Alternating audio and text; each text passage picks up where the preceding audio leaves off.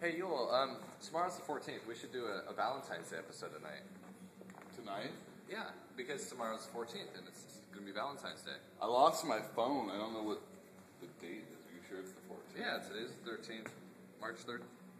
It's March, not February. We only lost an hour of sleep, not an entire month. Okay, we already did that, didn't we? Oh, man, I'm an idiot. It's Fantastic Comics and it's Tuesday night.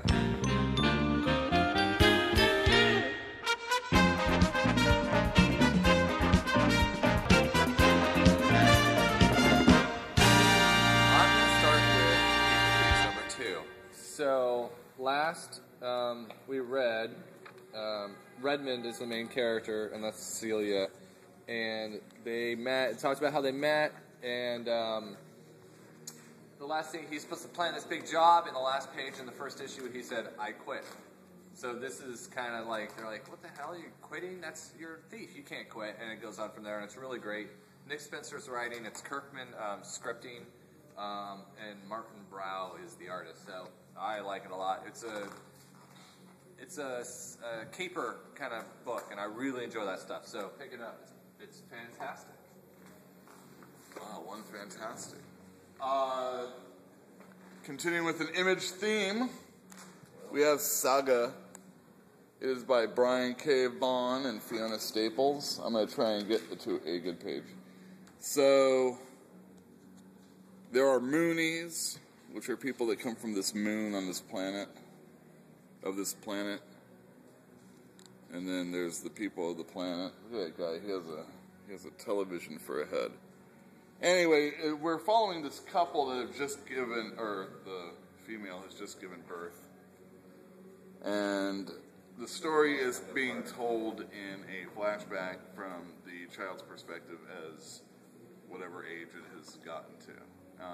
Brian K. Vaughan has done Why the Last Man and Ex Machina, and Fiona Staples has done North 40 and a bunch of covers. And I recommend you pick it up.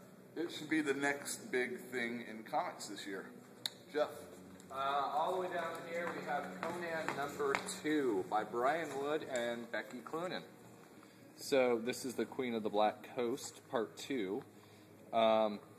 So in the first issue, Conan was escaping from a government misunderstanding. They wanted to arrest him, and he decided to chop their heads off. So he jumped on another ship, and he right away became really good friends with the people on the ship.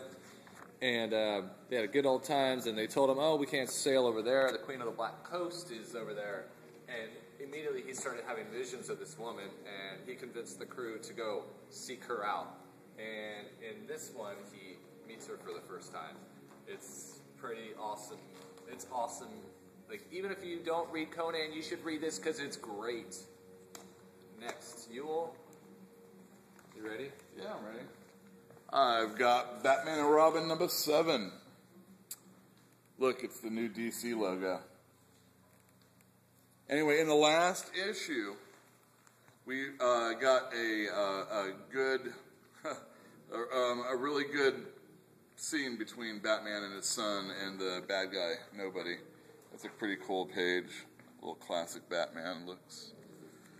And I recommend this story. It's finally coming to, it feels like, at least some sort of culmination.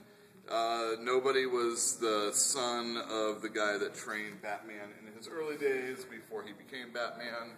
Anyway, good book. We should check out some trades now. So, first in trades, I'd like to tell you about the Corto Maltese. That's the name of the character. This is the Ballad of the Salt Sea, where he gets picked up by a Russian. Let's call him Ivan. I don't really know because I've never read this. It was in print long, long ago. And it's by Hugo Pratt. He's an Italian, or was an Italian. I'm sure in memory he still is. But I recommend checking it out because it's the first time it's been in print for a long time. And it is a classic. Let's go over here to Flashpoint. Last week the Flashpoint trade came out. And this week we have a few of the other ones. This is the Batman one. It not only has Batman, but it has the Dick Grayson storyline.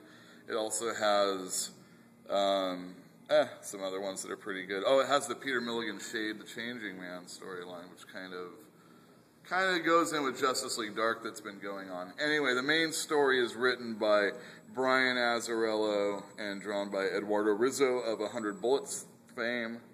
This is really good. One of our first podcasts, we've talked about it, and now it is in trade, and I'm talking about it again. It was good then, it is good now. You should check it out, if only for that one story, but it's got 3 more. Anyway, come over here, and I got one more book.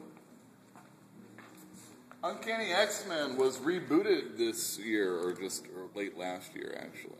And it's done by Kieran Gillen, the guy who ended the series, and it's drawn by Carlos Pacheco, along with a story by Brandon Peterson. The main character, or bad guy I should say, is Mr. Sinister. And it also involves the Celestials, at least the one that was parked outside San Francisco in some of the later stories.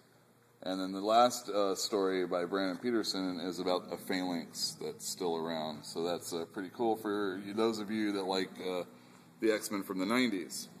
It also is something that you might want to read if you are at all interested in Avengers versus the X-Men.